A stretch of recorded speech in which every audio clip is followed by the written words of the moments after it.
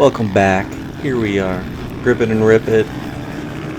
Man, this was such a good race. I really enjoyed the Checkers race 2 weekends ago, but I would say it was on the easy side as far as their past Checkers races have gone.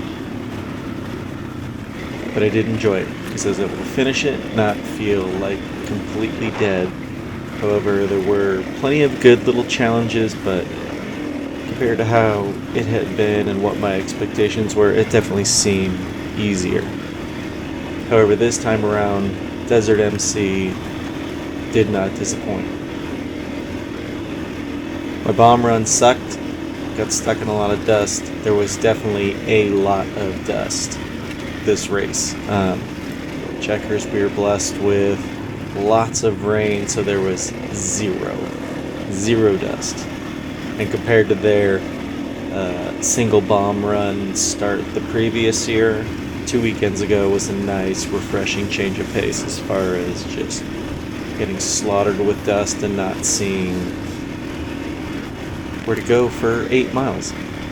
So Desert MC, their 59th annual Winter Classic Hare and Hound, really good job. Bomb run was okay for me. Again, I don't pride myself on going very fast, but you know what? Got out of there safely, so I was happy about that. Lined up with all my buds, and it turned out to just be a lovely little time.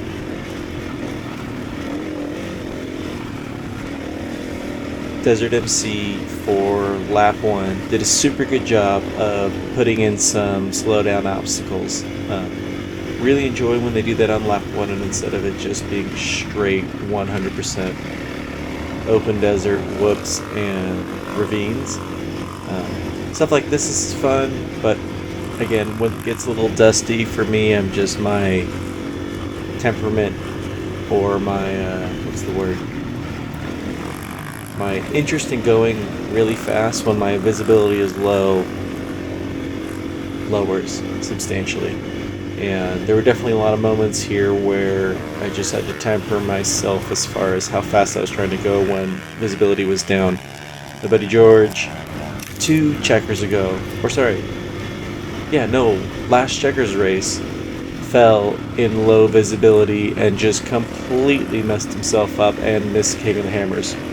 Really happy to hear he avoided the Hare and Hound this year so he could do King of the Motos, and did an incredible job at qualifying and during the actual race. So George with Hardcore Enduro, congrats.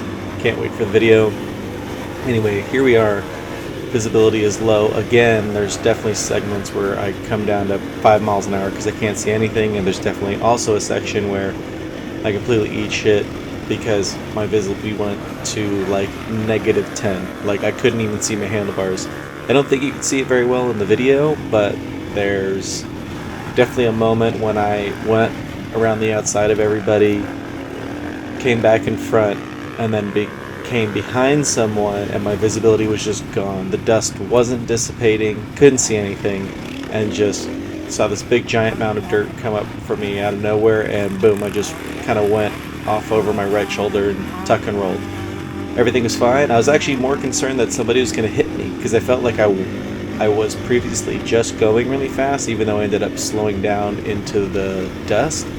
But I stood up right away and put my hands up like, don't hit me! But seemed to be fine. And then, not funny, but there were definitely just more people falling in this section because visibility and the silt was just terrible.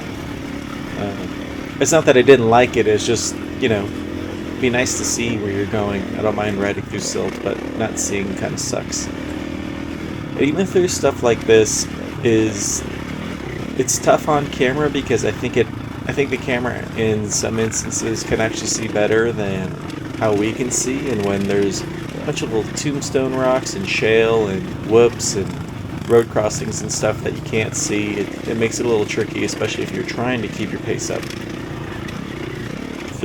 In the group of guys I was riding with, I am definitely the slowest, which is fine. And of course, there's a part of me that wants to get a little bit faster every race, but I've just sort of committed to the adage of letting the experience make me faster. Instead of trying to ride faster, just let myself naturally be faster with increased experience. And I think it's like hills like this, descents, big hill climbs that really are where I make up my time, because I can get up them a little more smoother than just like stopping every 10 feet and trying to ride up in first gear.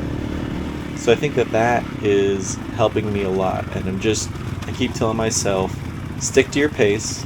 You're not going to make up time with these short bursts trying to pass people. You're going to make up time by just trying to be consistent and maintaining a good energy level and just continuing to have fun. I feel like I'm so risk averse at this point with the 3 kids and work, and got to keep the wife happy. And if I'm not able to drive my own truck home at the end of a race, that's not a good sign. And I'm less likely to be able to continue racing if I am hurting myself. So for those of you that don't know, I'm all about, smooth is fast. There's nothing wrong with last. So ride smooth, come out healthy, do it again.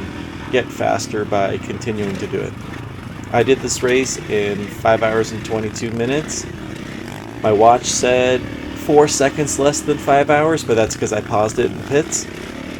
I found out I'm 38 years old, but there was a 70-year-old who did it in 3 hours and 55 minutes. So remove the conditioning and physical strength aspect out of it. There is something to be said about experience. Having the experience of doing this for tens of years, 30 years, on top of my experience, has to say something for how fast you could ride.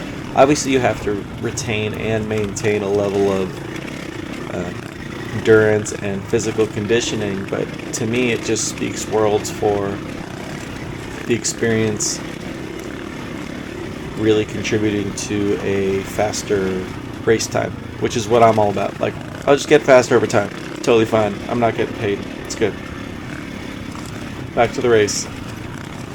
Really enjoyed meeting people and saying hi to people that recognize the channel, and then people that I've seen at other races.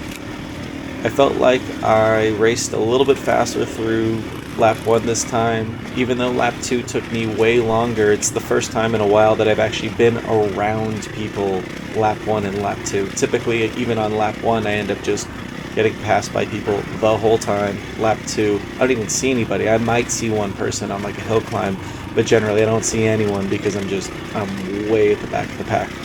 Not that I wasn't at the back of the pack this time, but at least I was near a group of people most of the time, which really kind of makes the time pass not just faster but better.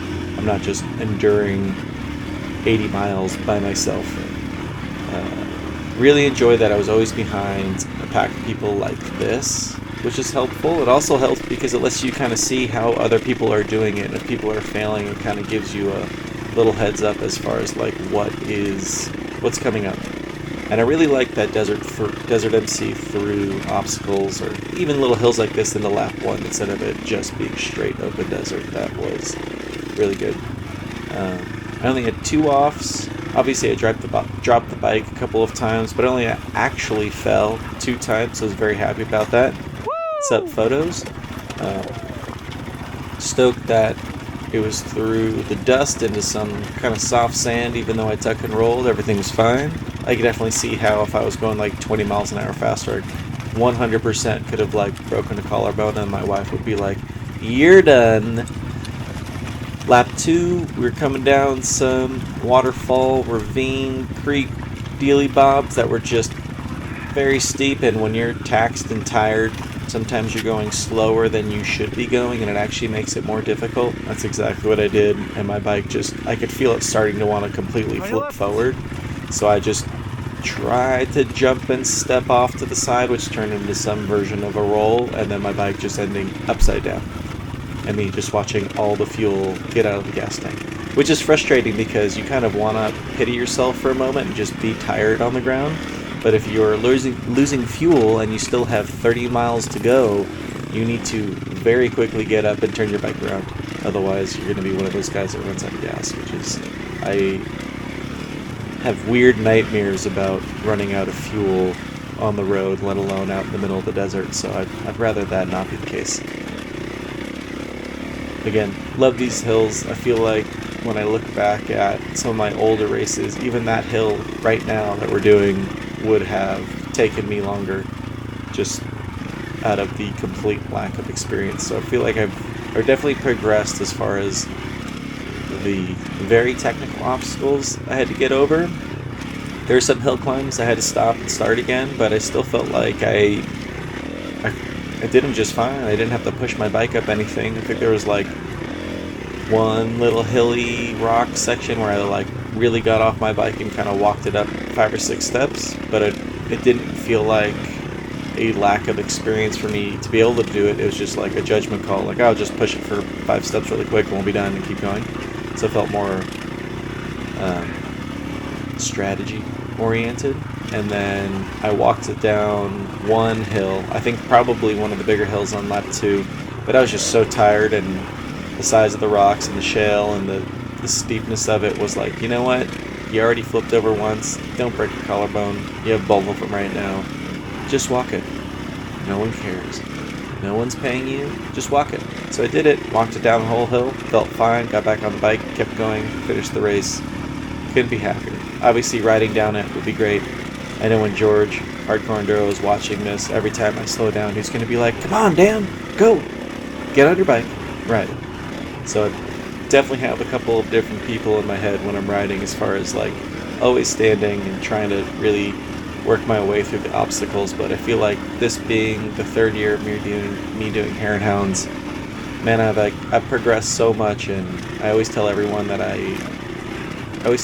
who asks about the Hare and Hounds, whether they want to do it or just asking about it, that my skill level, I feel like, raises exponentially doing and completing these races. And even DNFing lap 2s, but trying to get through 1 or 2 really big hills or obstacles really makes you a better rider, more than just like your dude rides with beers in the backpack. Not that I don't like those, but I feel like if I'm trying to get better, I need to keep doing these. It still blows my mind when I think about like the pros and experts riding through sections like this, just absolutely flying, and even them having some minimal visibility, and just how they decide to interpret, you know, little ravines, big ravines, crossings, potholes, just anything you can throw at them. It's kind of incredible how quickly they can ride through this stuff.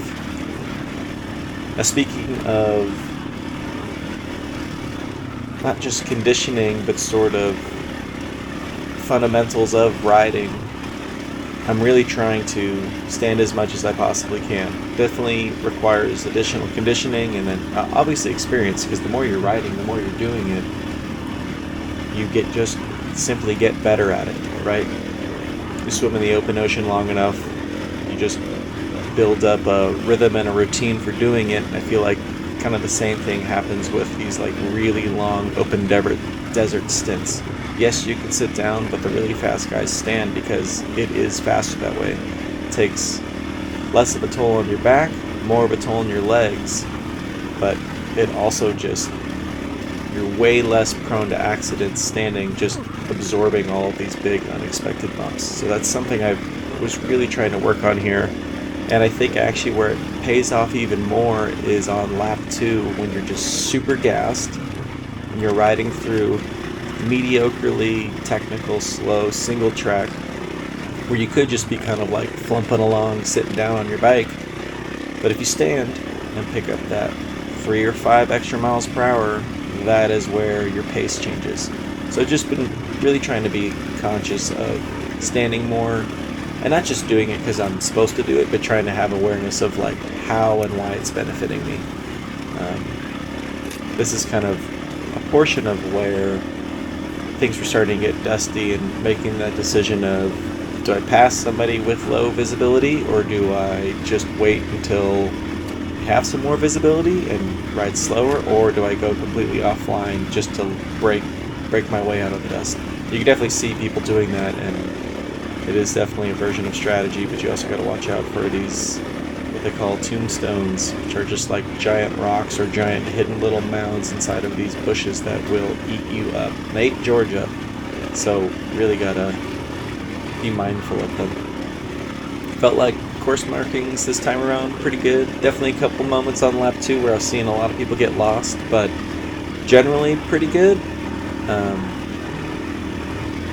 I really, overall, very happy with this race. I think that, man, I really wish, and I know it's such a old tradition thing, but I would love for these races to be on a Saturday. So instead of like trying to pack up 30 minutes after being completely taxed of riding, you could actually like chill, have a big meal, big fire, eat, go to sleep, camp, hang out, and then leave, not jet 30 minutes after finishing the race.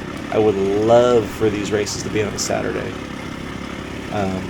Also, I love the idea of like maybe kind of doing it again the next day.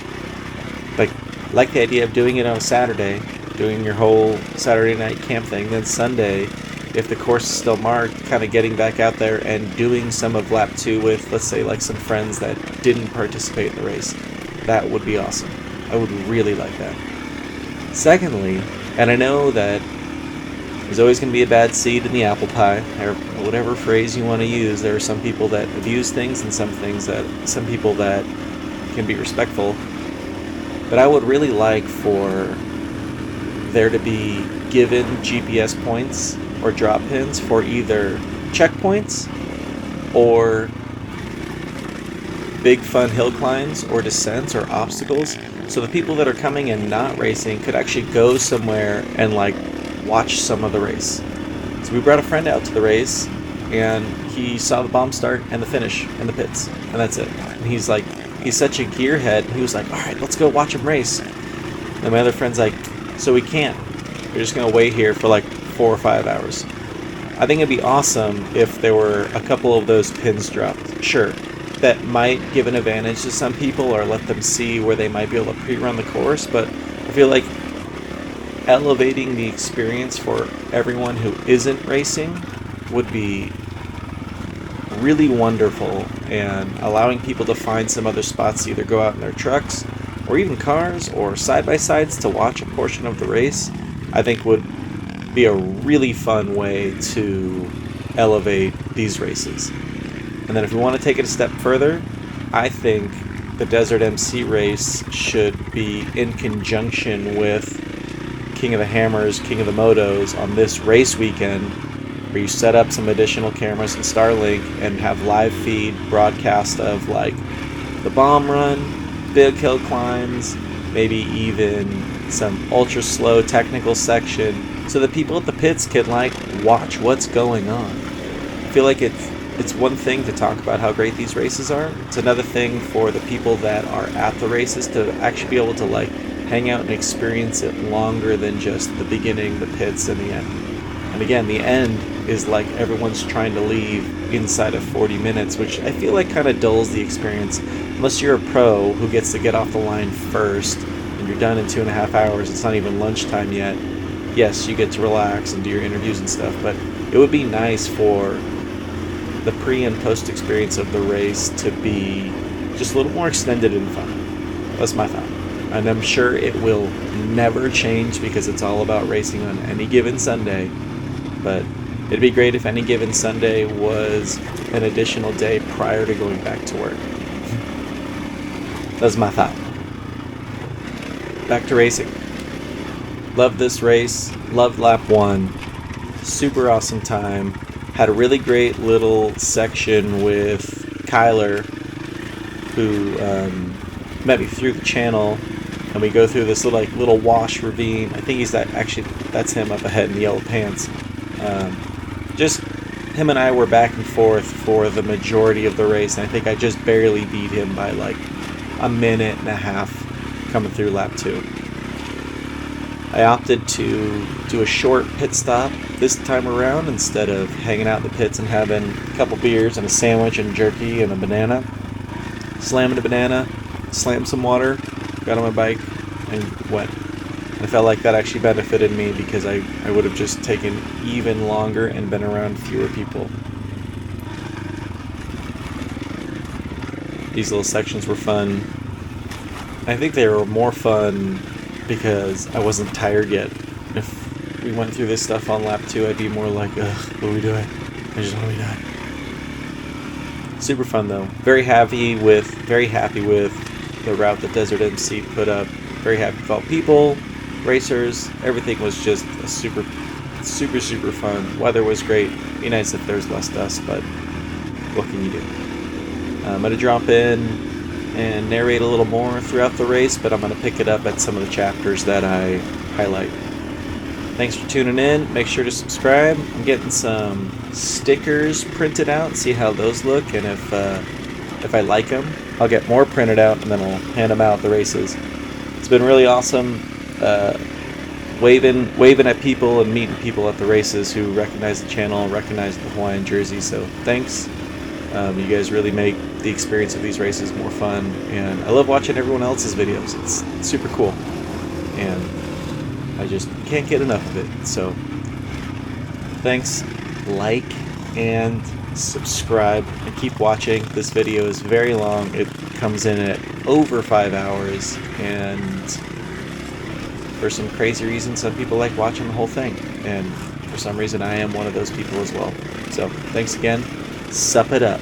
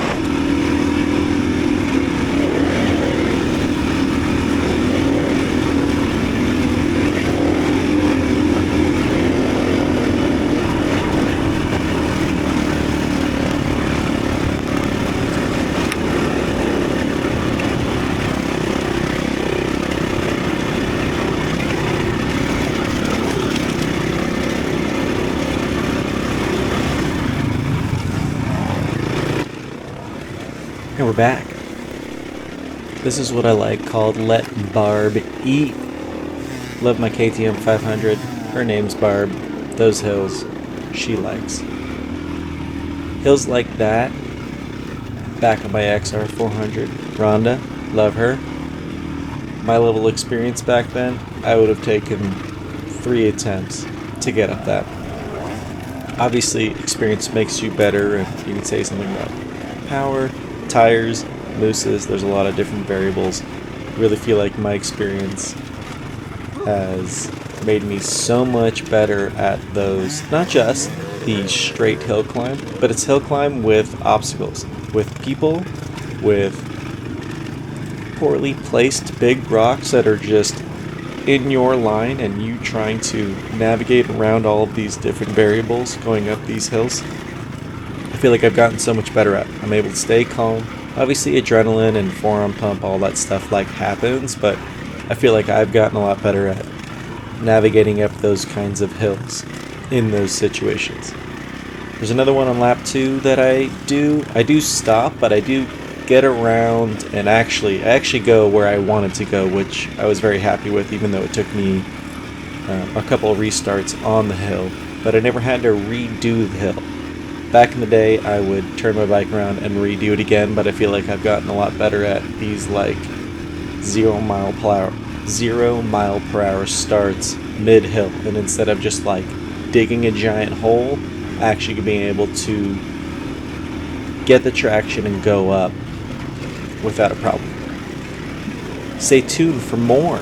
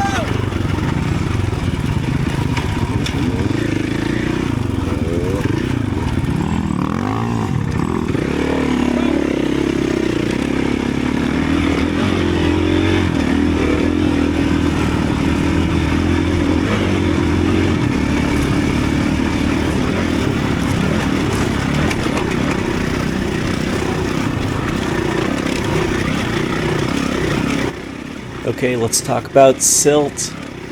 We're in it. This is the beginning. I was already getting a little bit of PTSD from George's fall, because I have a video of where he fell and it looks so similar to this. And you know what? Maybe I'll actually try and cut it in with this. See if I can find it and see if I can drop it in quickly. So I go around these guys because I can't see shit. I'm like, you know what? I'm just gonna try and regain some visibility. Pedro to my right now has video of me passing him and also falling and disappearing. So you'll see that in a second here. But you can see now. I'm like, this is great. Fresh air. I can see. This is awesome. But then I catch up to this other guy. I had no idea who it is. And right now I'm like, wait, shit. I can't see anything. Boom.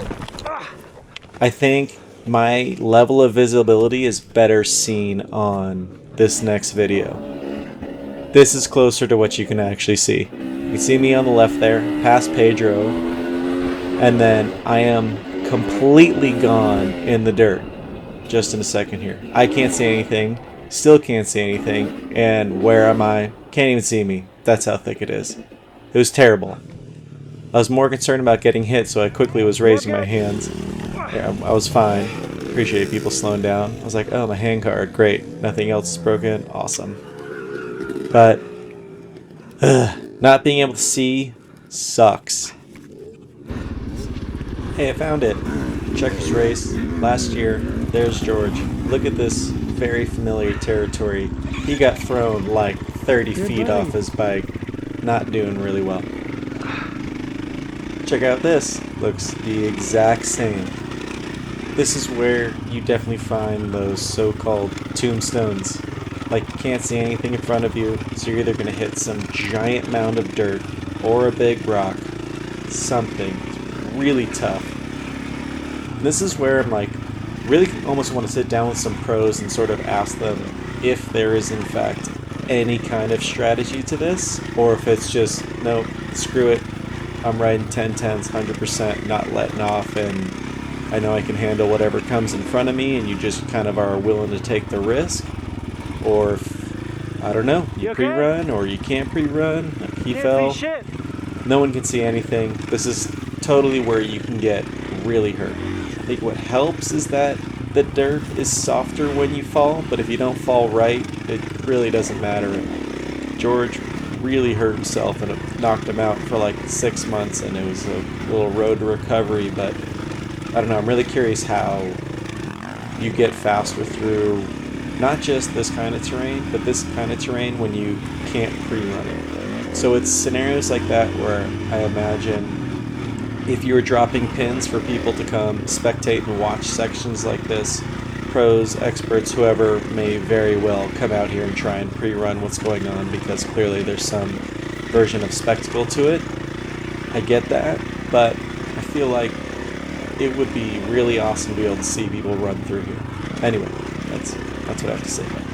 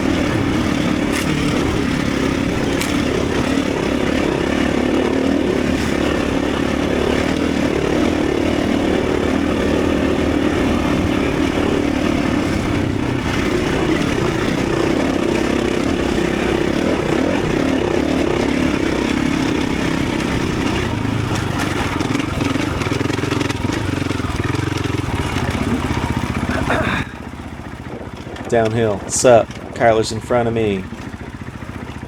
This is the kind of downhill I feel like I'm definitely getting faster at. I feel like I'm going slow here just because of just traffic up ahead of me, but I feel like my confidence level getting down stuff like this, even though it's lap 1, still has improved substantially. But I feel like it's just, you just got to keep doing. I always tell myself, well, it's what I've heard George mention, which is just like ride it down like a mountain bike, almost like engine off, clutch in, and just cruise it. Just a little bit of momentum helps you so much compared to trying to go down slower because you're trying to strategically avoid things. But that front tire will get you over a lot with a little bit of momentum. You just got to trust it.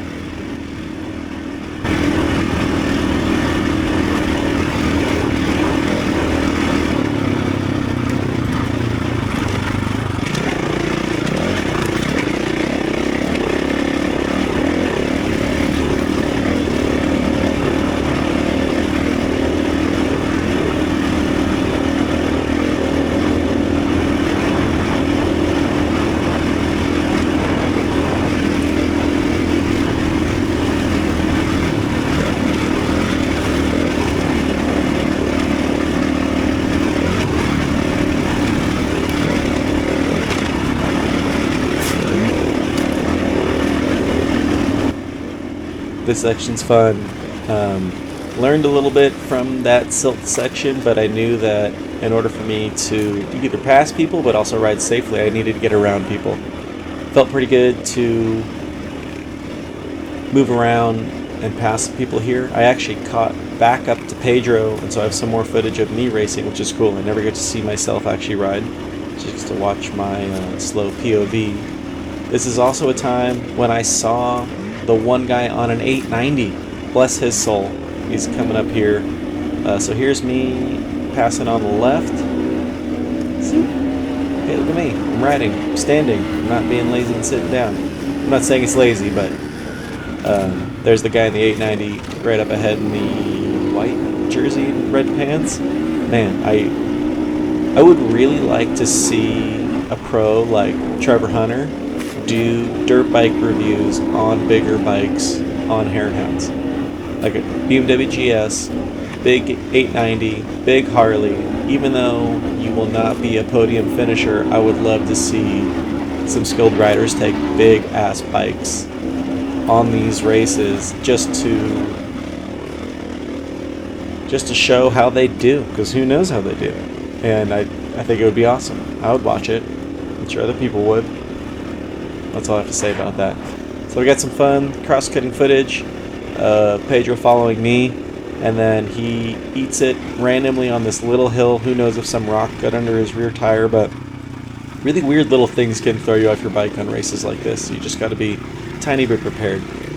These sections were really fun. I like them because you have to be super, super choosy on if and how and when you're going to pass somebody, but it's also a total proving ground for how consistency and a smooth pace not only saves you energy, but you can pass people so much better and I feel more smoothly just by having a consistent pace. So instead of just trying to blow through here 20% faster and then actually hitting a giant rock or a boulder or whatever, just being smooth and being consistent through slower single tracky sections like this, I think do wonders as far as like improving your lap time.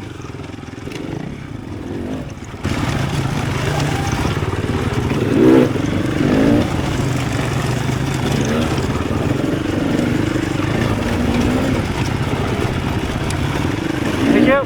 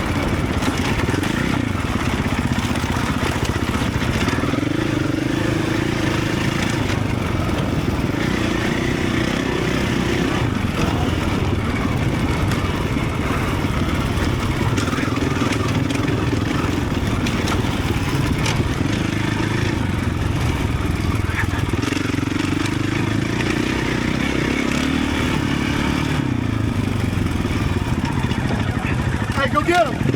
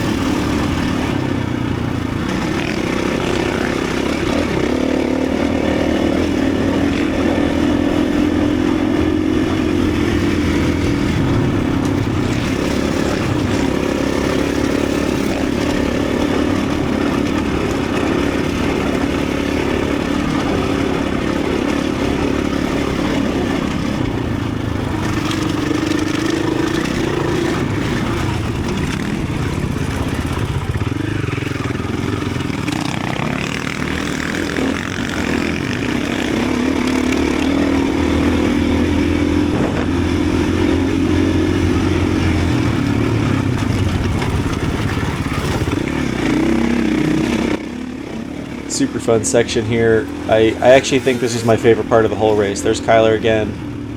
It's so short, but this little ravine wash area, it's not even a ravine, it's like side-by-side track.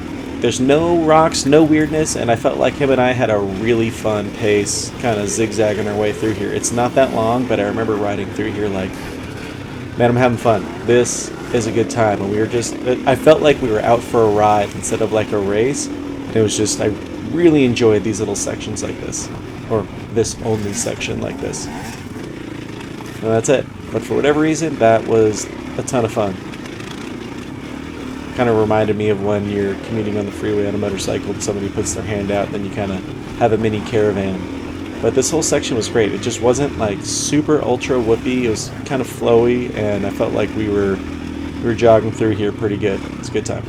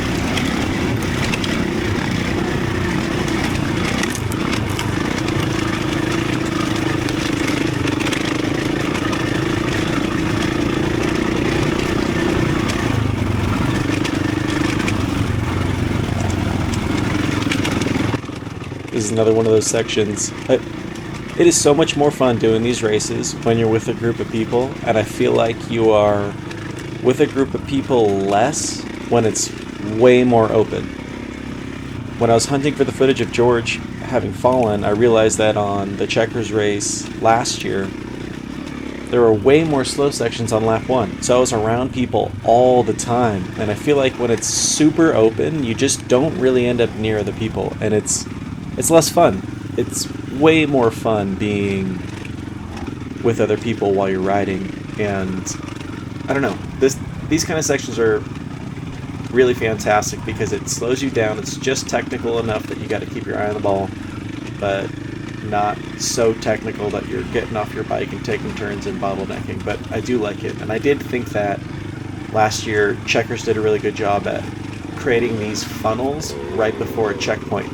So instead of like blasting in on thick sand and silt and then trying to dig your way out after getting your crayon mark, you get these funnels to kind of slow you down strategically. And I thought that was a great way to do checkpoints last year, and this was just a fun section.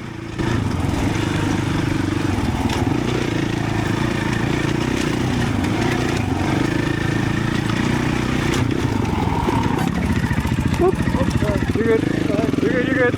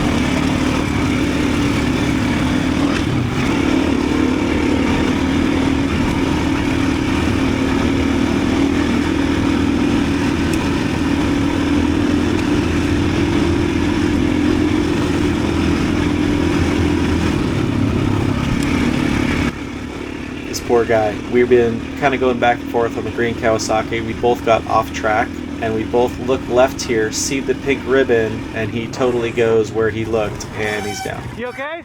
Sucked.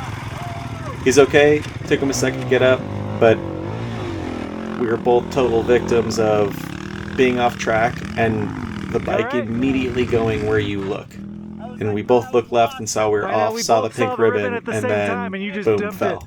And it's You okay? such a lesson to be learned for when you're going down really steep shit. Super fun. You will hit what you're looking I'll see you on at. lot So two. you can be aware of those things, but you really got to keep your eye on where you're trying to go, not what you don't want to hit. And that was like a perfect example of that.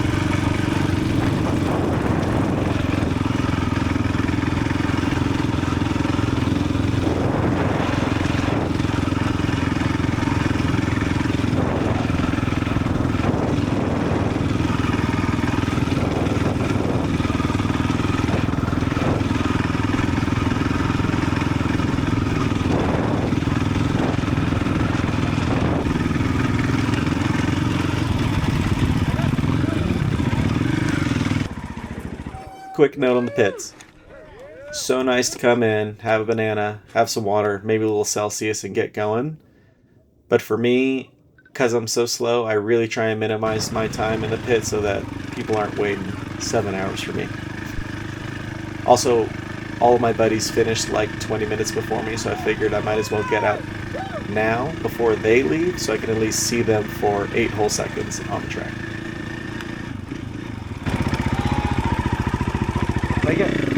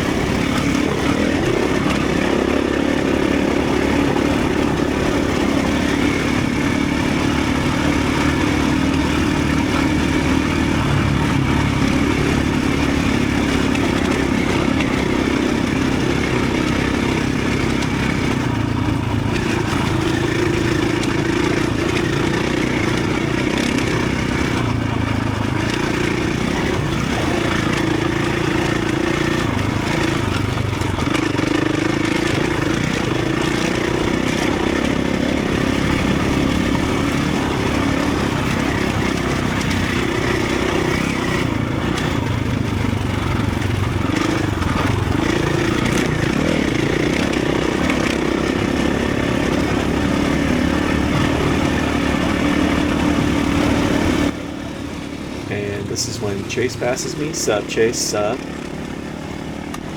Chase and his brother Kyler, not the Kyler we've currently been watching racing, but his brother Kyler and him, both people, we all had strict rules on we were not allowed to get hurt on this race, which is tough because it is so easy, especially on the bomb run, or especially when you're near other people, and especially if you're competitive. It is so difficult. It is so easy to push yourself. It is so difficult to hang back, even 10%. This hill, I should have done in one try, but it was one of those, like, I still had a little bit of adrenaline going in me just from leaving for lap 2, so I just didn't hit the line perfect. Chase, obviously, he's a great rider, so he gets up there no problem, but such an example of, oh, and we're offline, and we're stuck.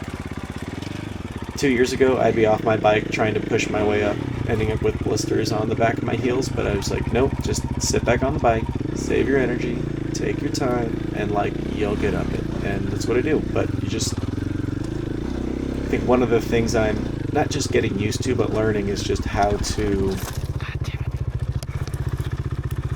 keep the energy you have and not completely expel it. I think the saying I have for myself is keep the motivation, find the energy, but in this scenario, I'm just trying to keep that energy and momentum coming out of the pits and just get my way up the hill. You burn so much energy trying to walk and push your bike up a hill, so I'm like, no. Take a little time, sit on the back of the bike, let first gear, let Barb eat, let her eat your way up this hill, and you'll be fine.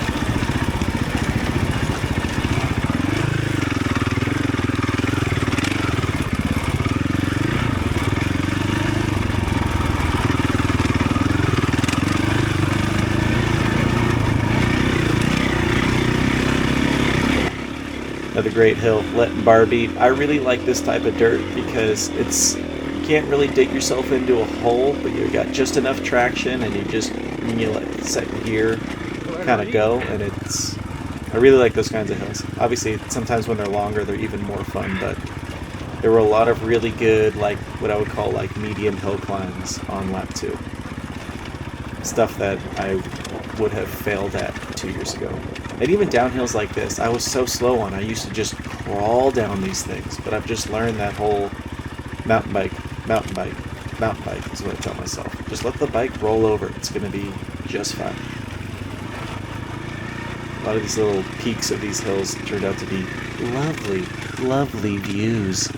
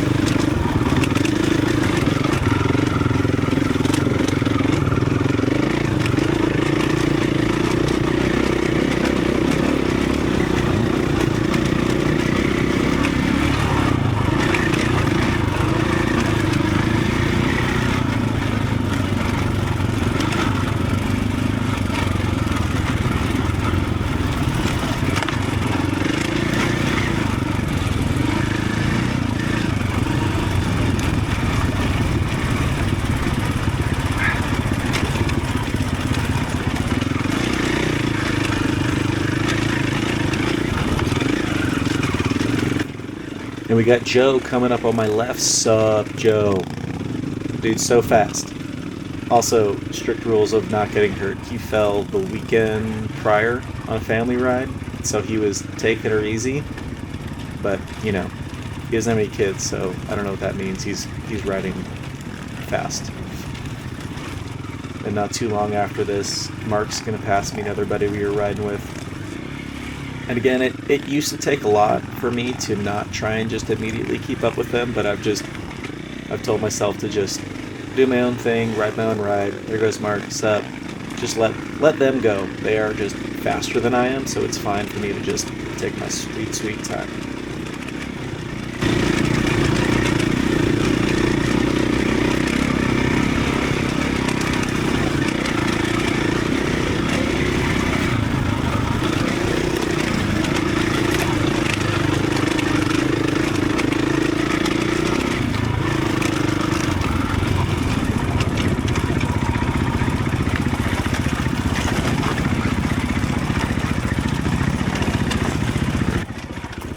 Hey, look, it's Kyler. Sup, Kyler.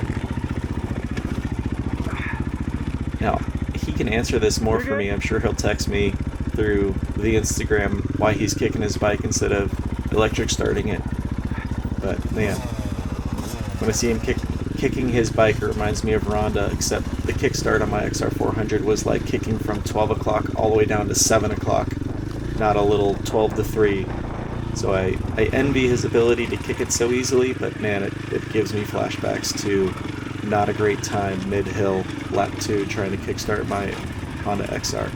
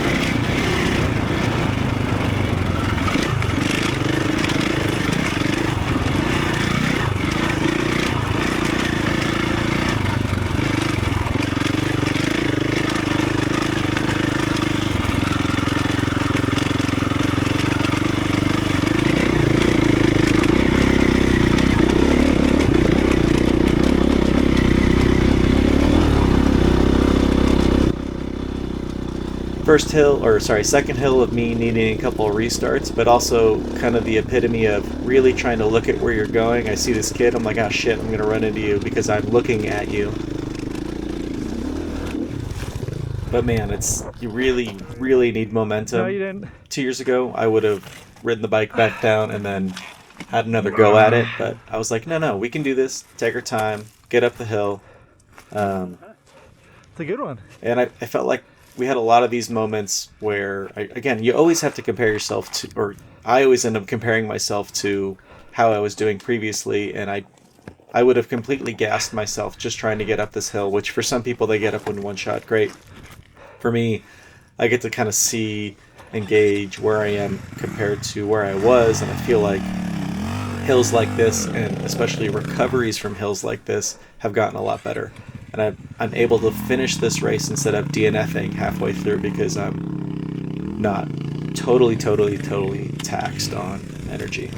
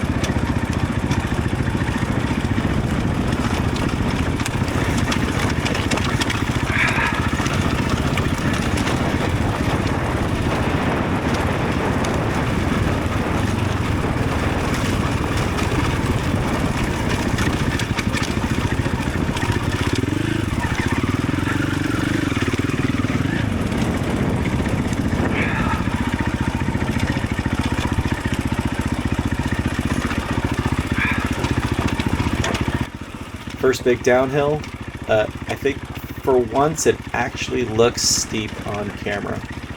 I'm running a DJI Action 6 instead of a GoPro, and I feel like it helped just a little bit. There goes Kyler later. Again, mountain bike, and just clutch in, take your time, let the momentum and gravity do its work, because your bike will get you over 90% of everything. You just gotta, don't look at the stuff you don't want to hit. I feel like these downhills have really progressed and gotten over some of the fear of I'm gonna die, I'm gonna fall, I'm gonna die, to we can get down this, just go, just roll it. And once you can kind of get that roll going, it definitely speeds things up.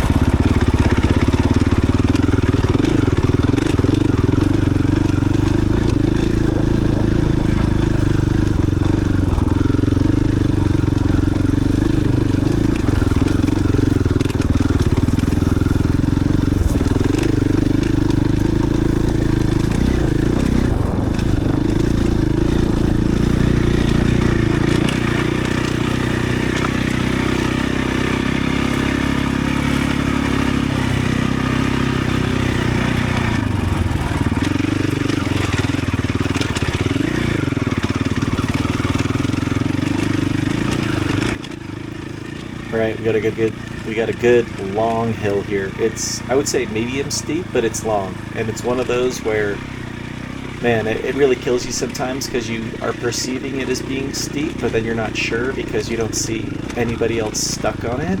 So you don't want to underestimate it. You also don't want to overestimate it, hit it too fast, and then make a mistake.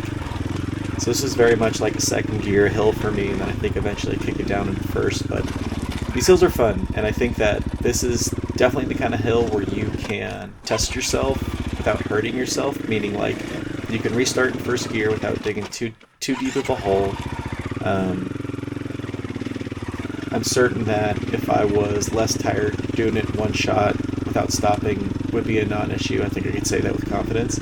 But definitely also, like, just, it's fun when the hills are longer because it forces you to keep your grip good on the handlebars, keep your feet good, deciding if you're standing or shifting your weight forward or backward, and those like gear choices. And it's kind of interesting because I think on these hills you can sort of start to feel the weight of your bike. You know, I'm on a 500, which is like probably 260 with gas, versus a 300 might be like 230 with gas, and I feel like on hills like this you do feel that 30-pound difference. But it's all good. Barb with the 13 tooth up front and a moose front and back. She does pretty good up this stuff, especially with a shitty rider like myself.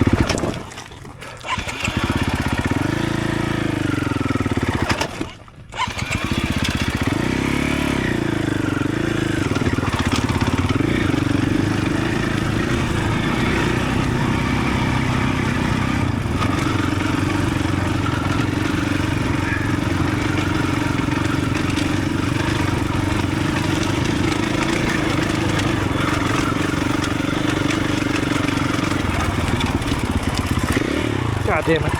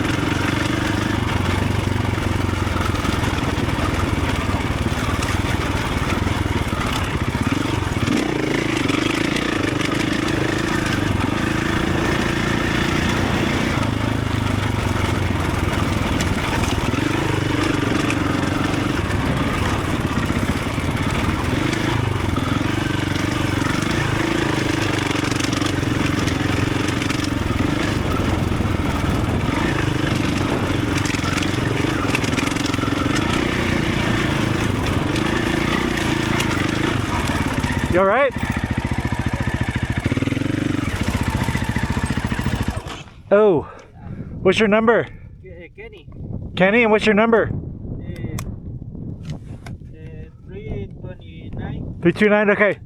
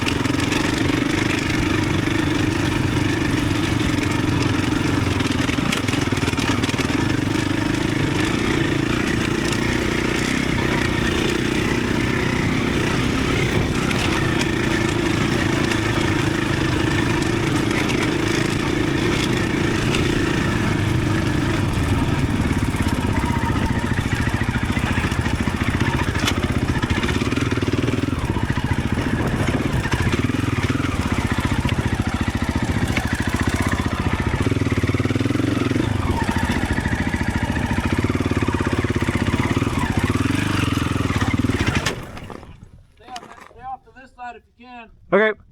Should I go up? You can pass me here if you Okay.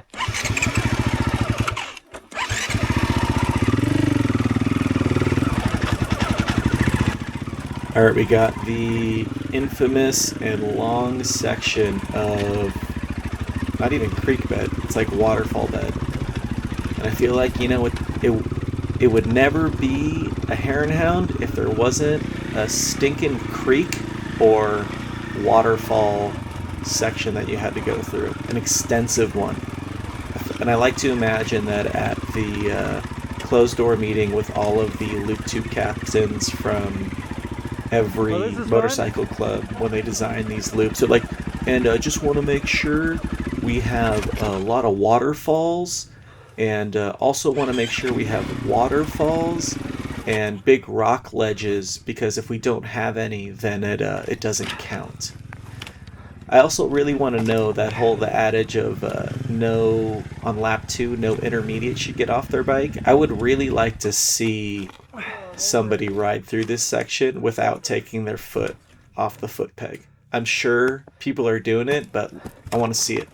I need to see it. I need somebody to prove it to me just at this that's an intermediate that can get through this without putting their foot down, let alone getting off their bike. I want to see it. This section for me, I think I probably would have opted to DNF if it was my first year, and maybe even last year I would have DNF'd after this section because I'd just be so tired. And it's such an easy spot to decide to just walk and push your bike up all of it. And while I am standing right now, I'm putting my knee on the back seat.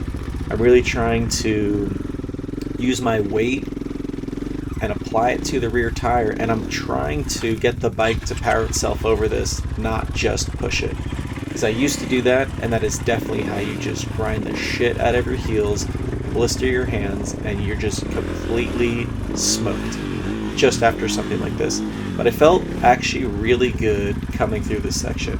I know it took me a while, especially to get through like just this one part, but I had the confidence of like, no, sit on the back, get the weight down, you can do it, first gear, take your time. But I think a lot of that comes from experience, and I'm not saying I have any, but I'm saying from my experience of having done it, I know that I can get through these things, I just have to take my time. But my goal is to just not completely expel my energy so that I can keep doing it. So that's sort of in the back of my head while I'm doing it, is like, find the way through this that doesn't just get me through it, but a way to get through it that lets me keep riding. And I've just learned that I can't actually get at this stuff. I just have to kind of commit to these slow first gear tractors of just kind of rolling over. And one of the things I've learned is you can't just start with your tire butted up against the rock. Like, that's obvious, but it's sort of my way of saying, like, just trying to hit the rock. Like, commit to it before being right next to it. And I feel like that's helped me a lot, whereas these guys are gassed and they're tired, they're trying to figure out the easiest way around. I'm like, no. You're good. Loop 2 guys, pick this, they know you can ride up it. I'm like, I know we can ride up it. If we couldn't ride up it, it wouldn't be in the lap. So just sit back on your bike and commit to the rock before you ride up it, and you will get up it. But you need a little bit of speed, and it seemed to work for me. I felt like it worked for me.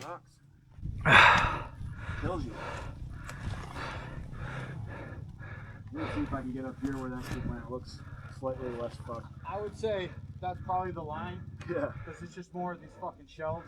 Yeah. But I'm here, so.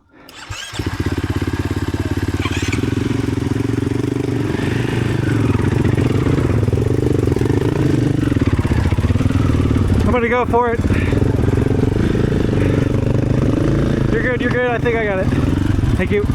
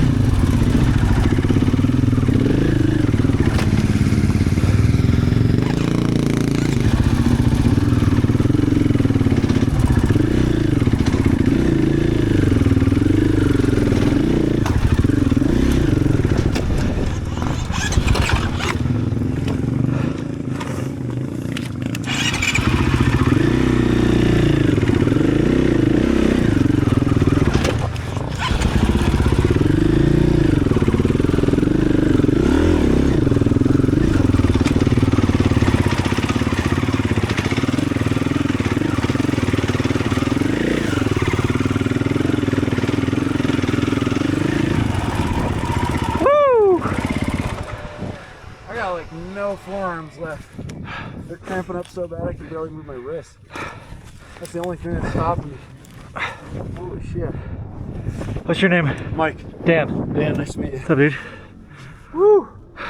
Yeah, I'm from Idaho. We don't got rocks like this in Idaho. Nope. Sand washes. That's my thing. California, you just got lots and lots of rocks. Yeah.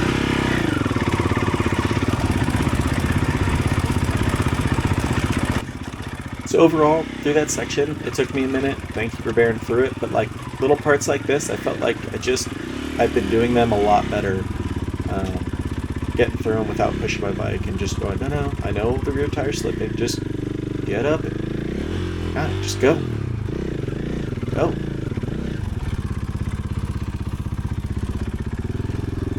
I'm sure every hard enduro person doing King of the Hammers right now would think that where I'm getting stuck would be the relaxing part of their riding. But hey, you gotta start somewhere, right? I actually felt like it did okay through this. All things considered, I was pretty happy.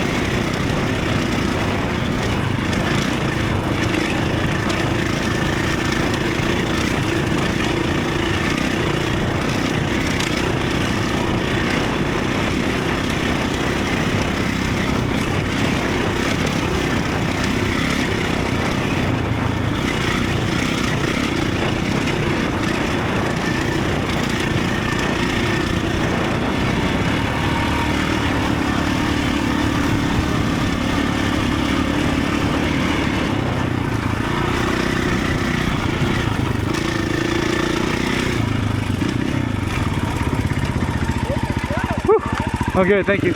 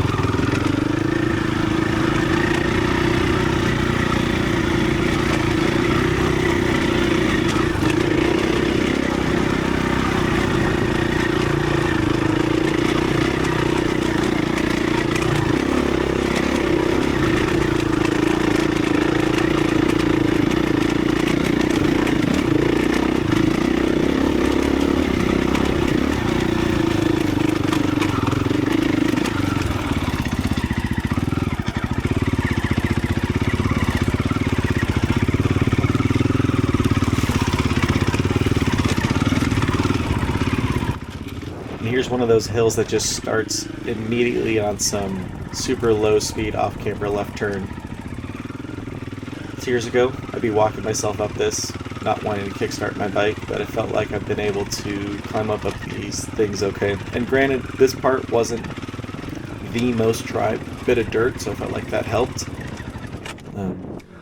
This whole section up here was really fun. It was a little goat traily, but it's nice because it's a little cooler because we're up a little higher.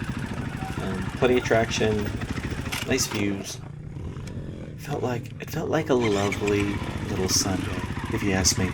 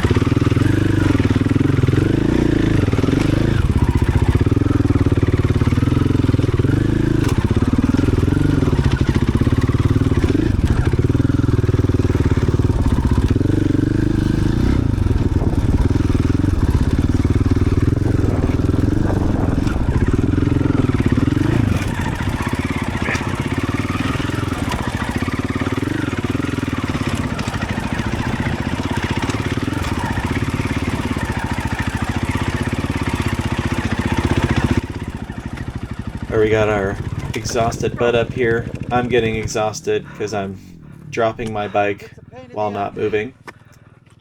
Haven't spilled any fuel yet. Bike's starting to feel a little heavy. This is one of those downhills. I watched some other videos of people doing this downhill, and people were definitely walking and going slow, which makes me feel a little bit better. This guy's gas, so he's gonna take a breath, give it a go, fall. I'll help him up. He's taking a breath while laying down on the ground. But it's definitely, I told him, look, at that one he said it gets easier. You need to decide, is it worth trying to ride down it or just walk it? I always say, no one's paying us to be here. So like a lot of times in these really tough sections, if you're tired, sometimes walking your bike is in fact faster, especially if you don't end up getting hurt. If you get hurt, then you think to yourself, yeah, if I walked it'd be a lot faster because I wouldn't be hurt. So he's gonna crawl his way down. This is how I used to go down hills, and I'm not saying I wouldn't have done it exactly how he's doing it because it is slow and very technical, but right now he has zero momentum and everything is riding on his ability to place his feet. There's zero power, zero gravity, physics, nothing is helping him right now. It is just straight foot and leg strength and whatever little bit of adrenaline you have, or whatever adrenaline you don't have, and then it's just straight your heartbeat pumping blood to your quads, hoping you can keep yourself up. Yo, energy's gone. Now he's gonna take a little break.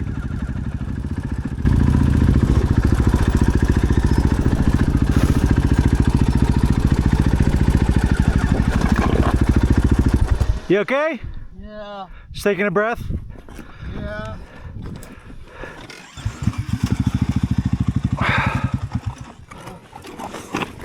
Oh shit.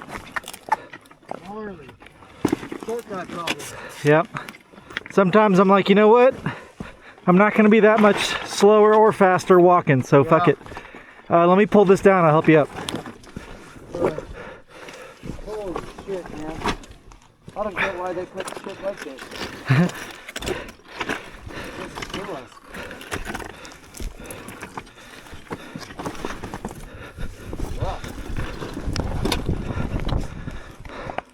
All right, give me 1 sec.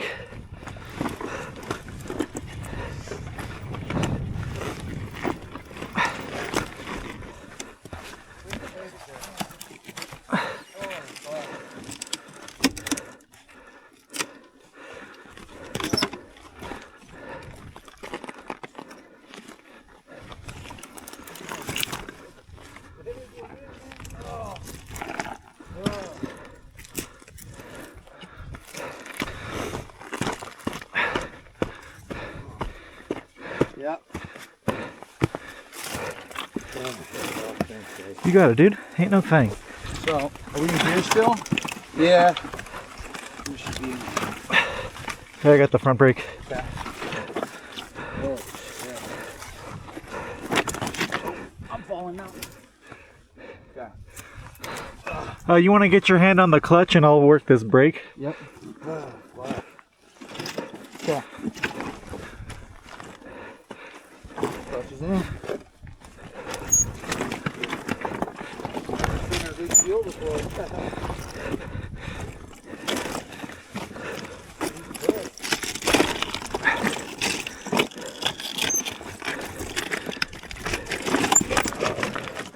That seems good, right? Where are we going, right here? Yeah, we'll go right next to my bike. Here. You got it? You're pulling down here.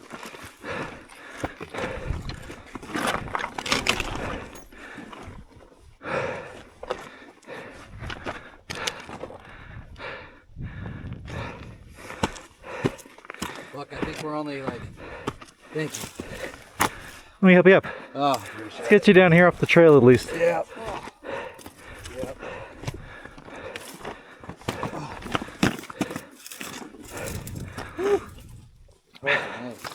You want a hand or you got it? I'm okay. You good? I don't usually shake hands with gloves, but I'm Socket. Socket, Jason. Sober Riders MC, President, Rock Pile Chapter. Good to meet you, man. Yeah, Sundowners MC.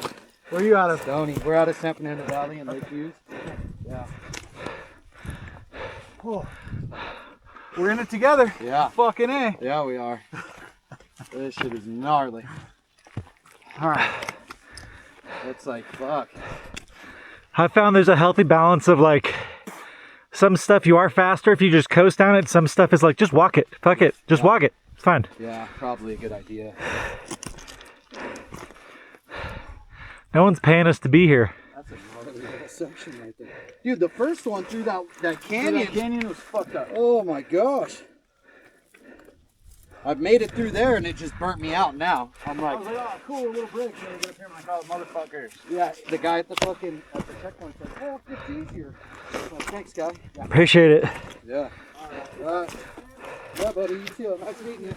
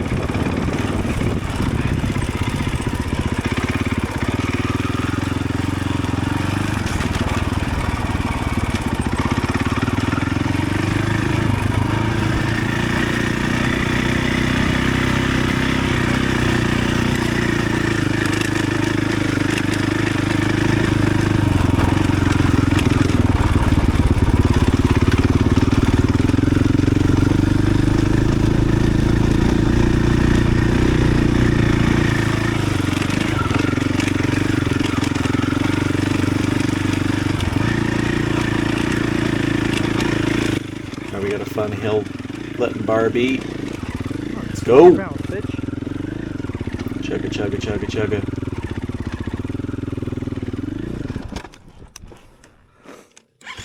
Was really trying to get into second gear on this hill, and I just could not get the speed until later. The technique that was helping me was just rolling out of the hole I started to dig myself, and the second I rolled out of it, I'd immediately get on the gas. Just that little bit of forward momentum was getting me out of just about everything.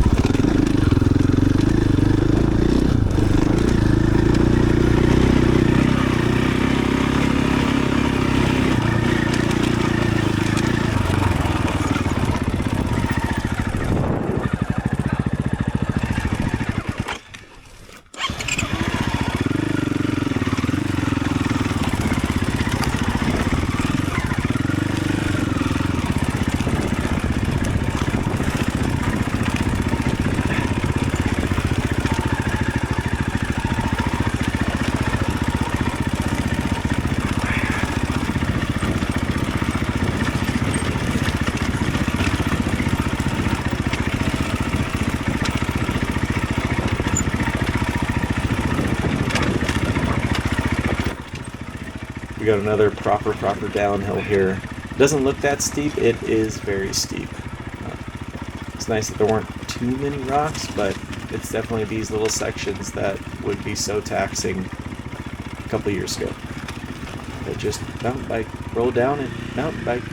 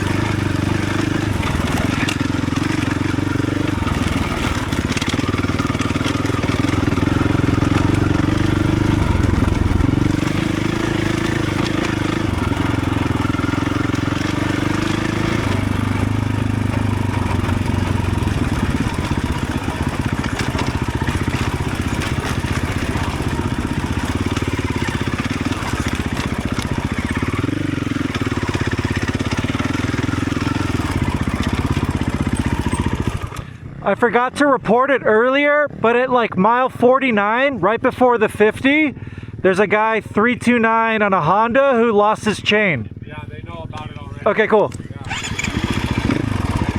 You got it. Later. I'm good. Yeah, I'm good.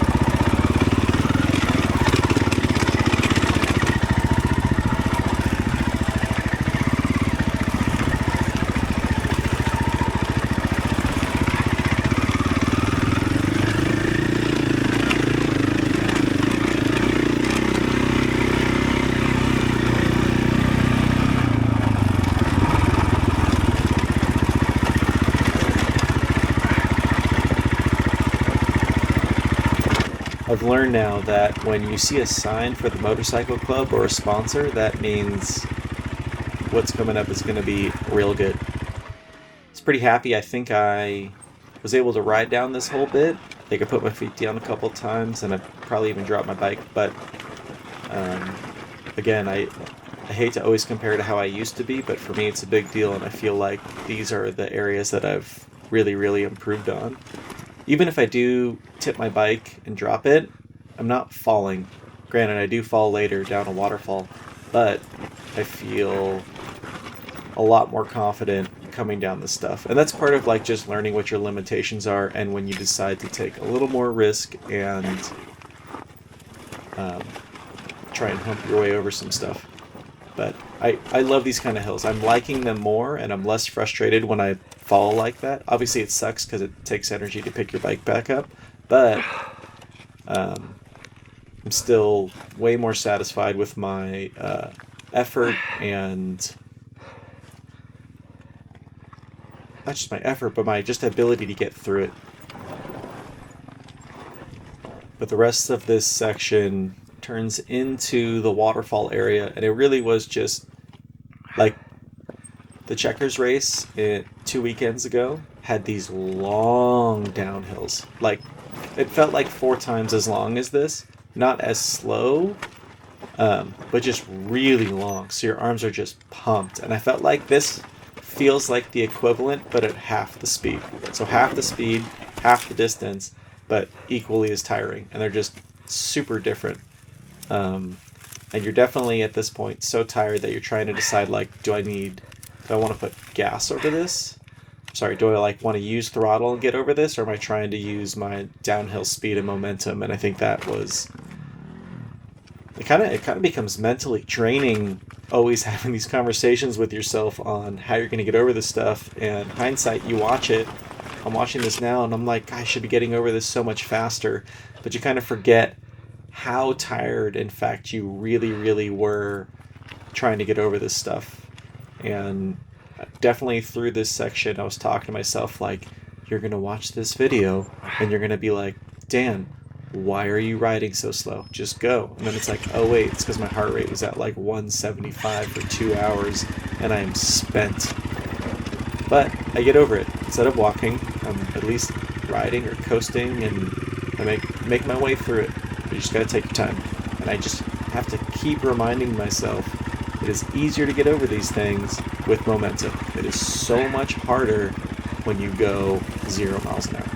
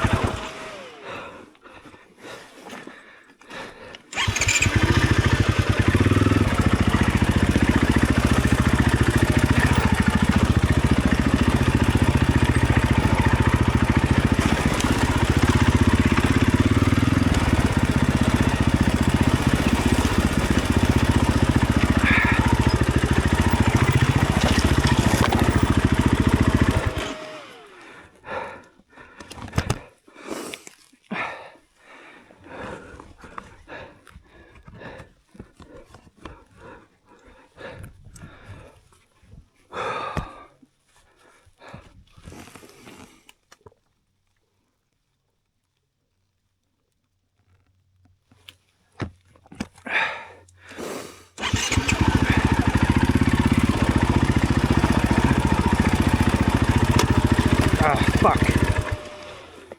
Piece of shit.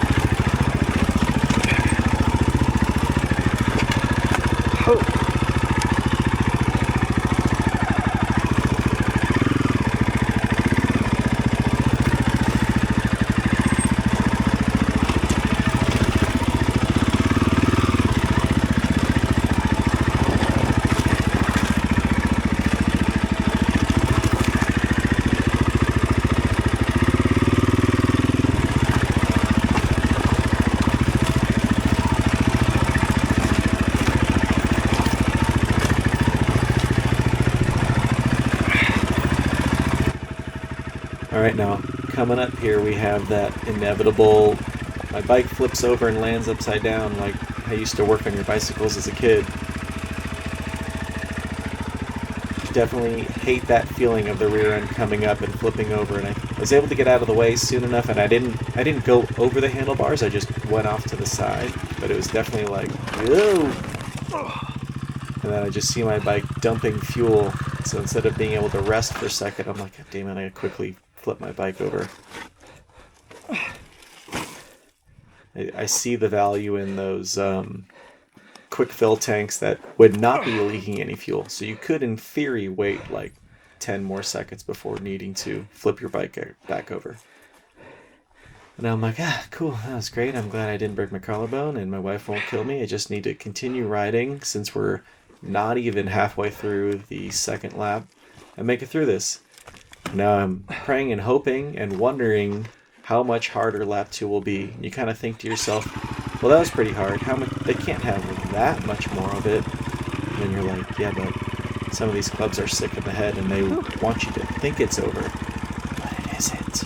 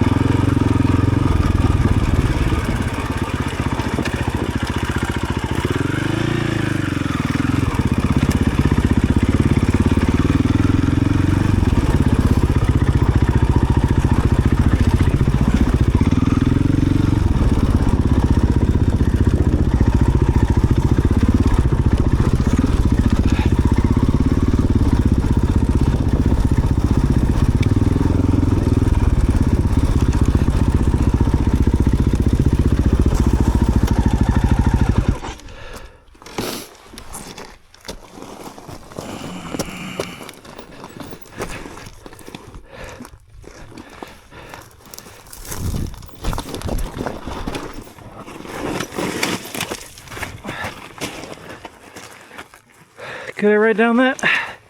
Probably, but we're gonna play it safe these last 18 miles. Almost there.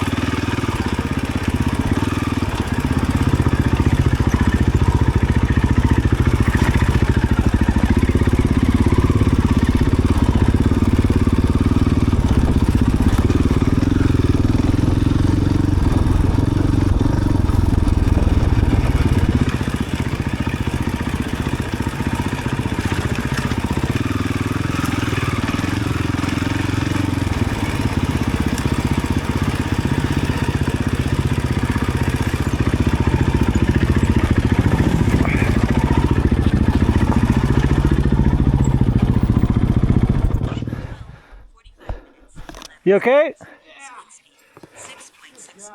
Yeah. Yep. Oh yeah. I completely endoed down one of those waterfalls. My bike's just upside down. You alright? I'm fine. Almost there. Almost. Home stretch.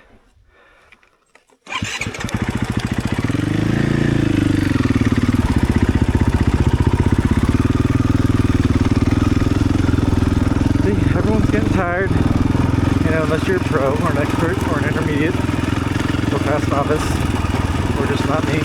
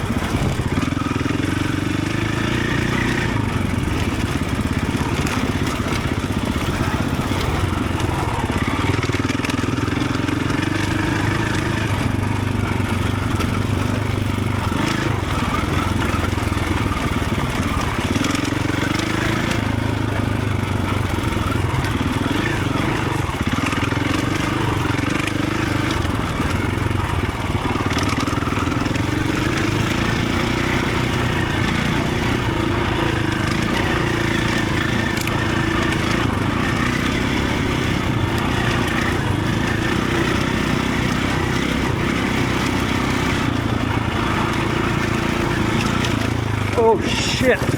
Oh.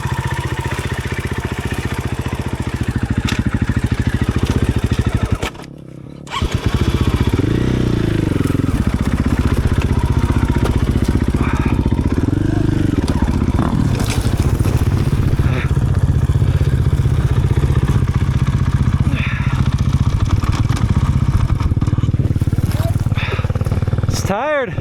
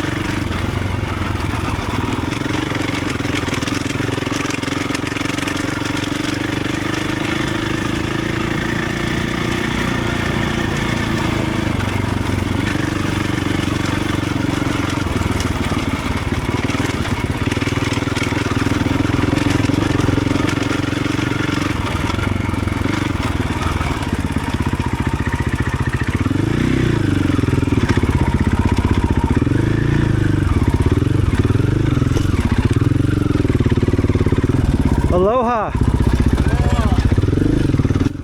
Checkpoint Sup. Pretty sure on the left on those rocks is where Wolf Enduro sponsored a vest, and they had it for anybody that came through on Loop 2. I would have grabbed it, but I'm not fast enough.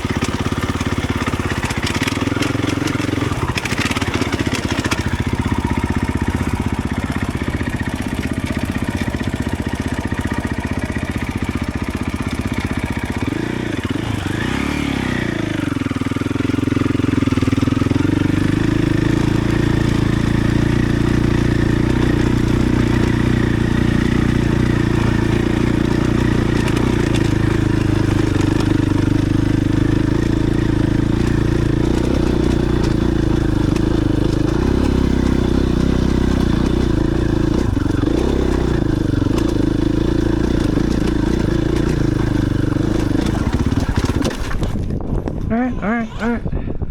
Not bad.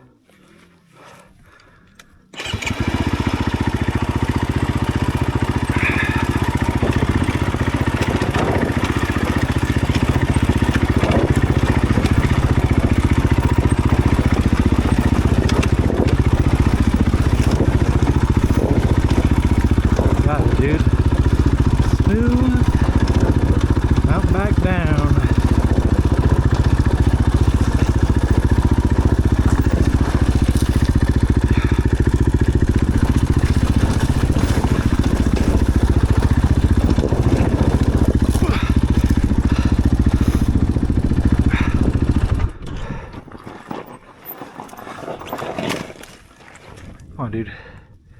You got this.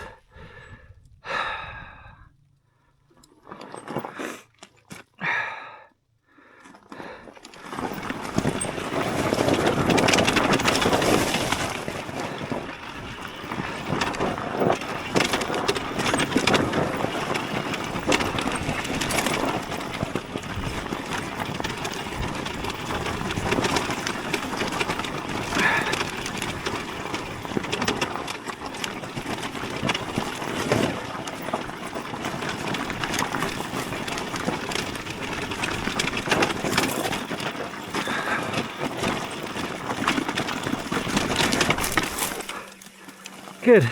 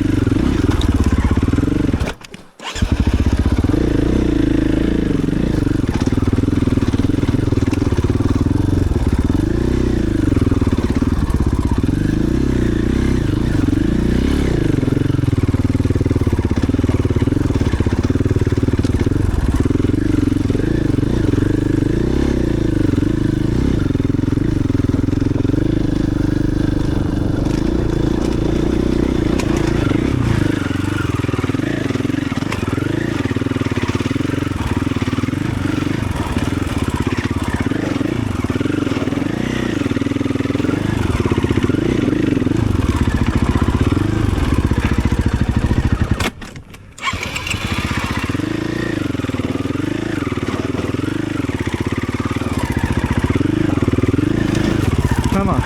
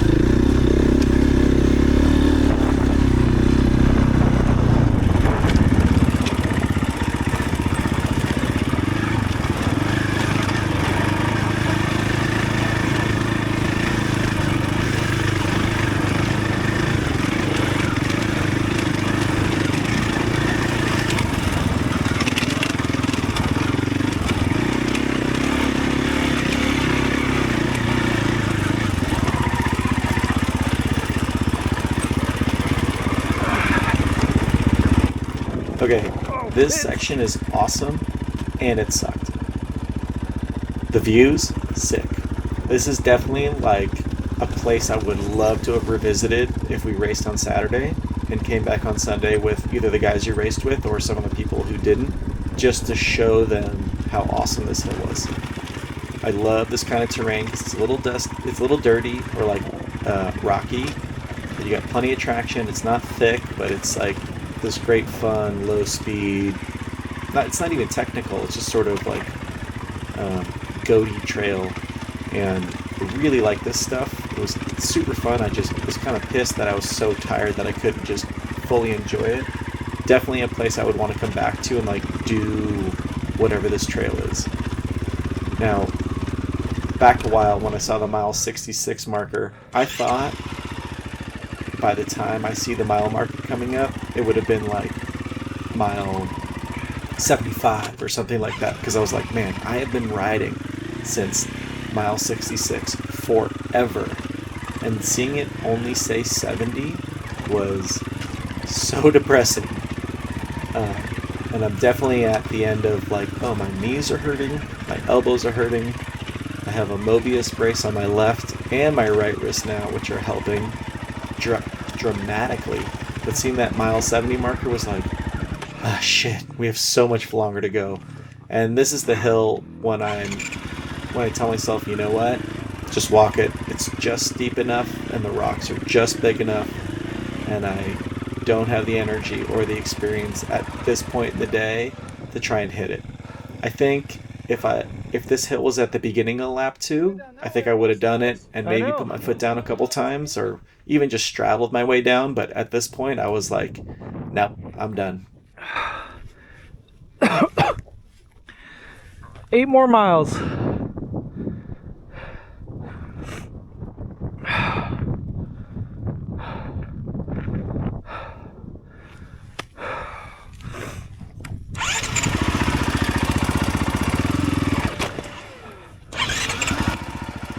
And I'm looking down this hill like, yeah, we can do it. It's a little narrow dirt, but it looks like people have been dragging their rear tire through it, so we should be able to get through it just fine. Just fine. And then I'm like, oh, it is in fact steep. Oh, actually, I do ride down this part. Yeah, no, this part is fine. I was like, oh, great. We're getting down the steepest part, because usually the highest part is the steepest and the worst. Little do I know, there is crappier parts coming.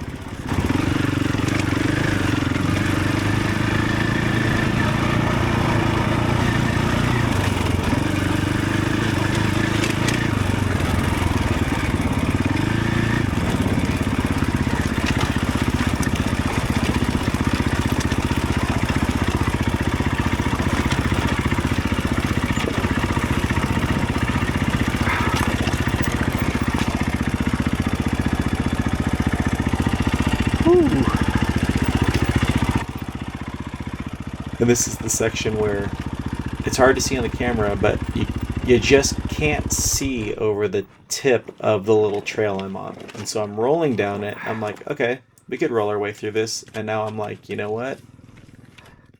I'm starting to sit pretty far back on my seat, and I'm pretty sure it's going to get steeper. And this is such an example of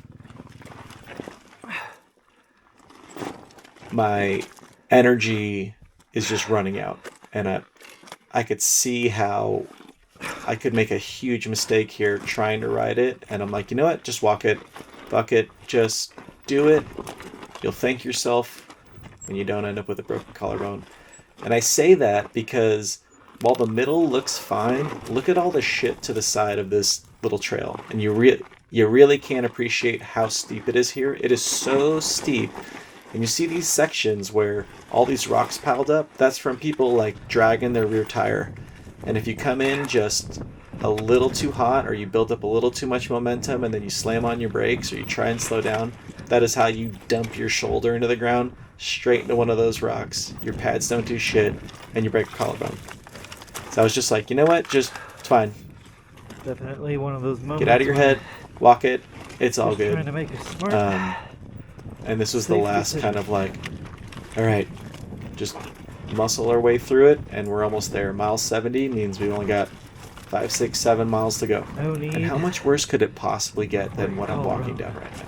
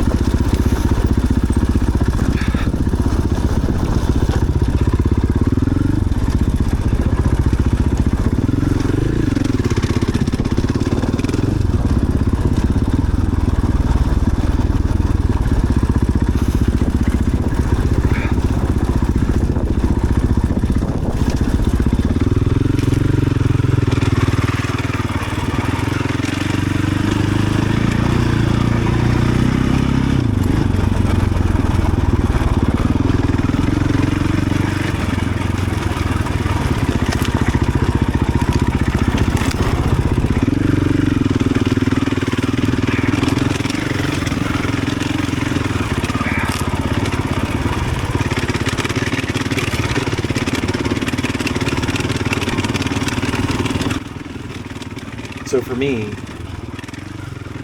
having gone down that hill, thinking I've only got a couple miles to go, this is where I feel like the mental taxing really takes over, because you are in your head about how much distance you have left. You don't want to get hurt, but you also want to go faster. And riding through this stuff, for me, I am so slow at it, and it's like I can't stand, can't sit, can't go fast. You want to start to pick up the pace, and then it like slows down again. And it's, for me, it's just, I'm so slow through this stuff because I'm just tired. It's hard to explain. I'm sure the pros, experts, intermediates, and a lot of the other novices blow through this, but for me, it was just taxing, just the last couple of miles. And that's also, you're like, you really don't want to get hurt. So close. But I made it, and I'm going to come up on 2 other people at some point.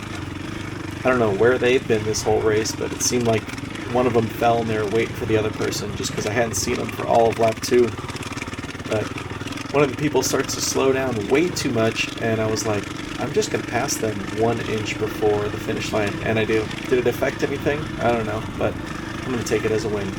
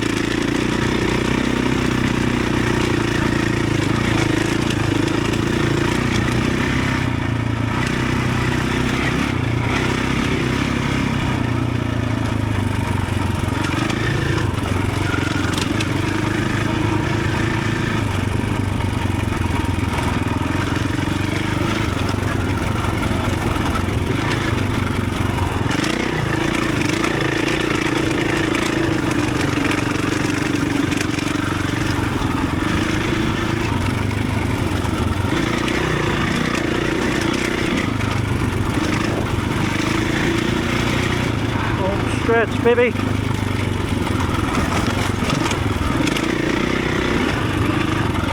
Unless they have something really silly up their sleeves.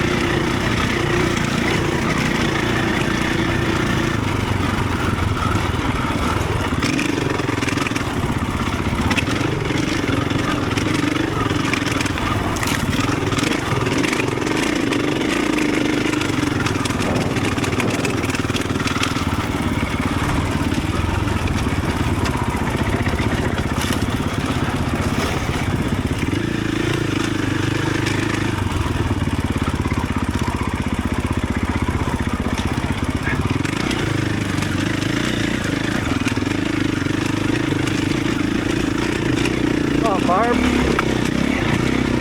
Let it read. Oh, stretch, baby.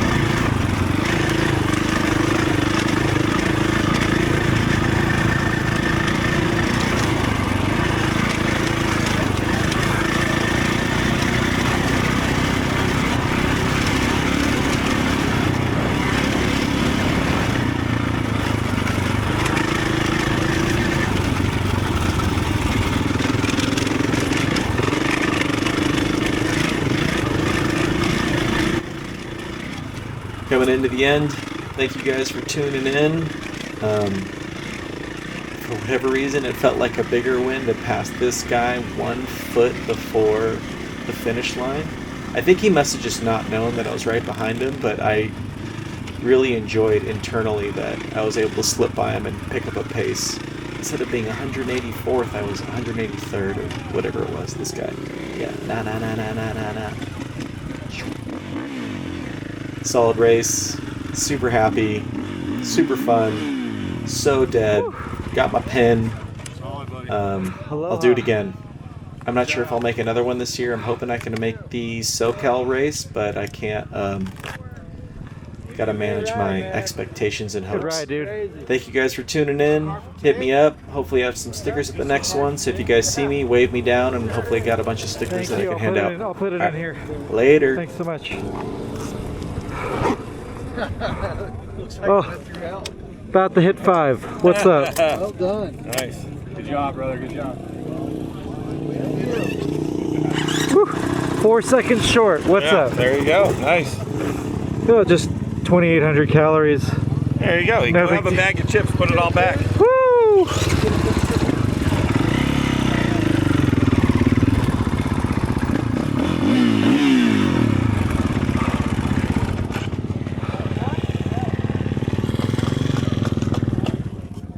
What's this for? Dude, third from last, bro. You fucking finished.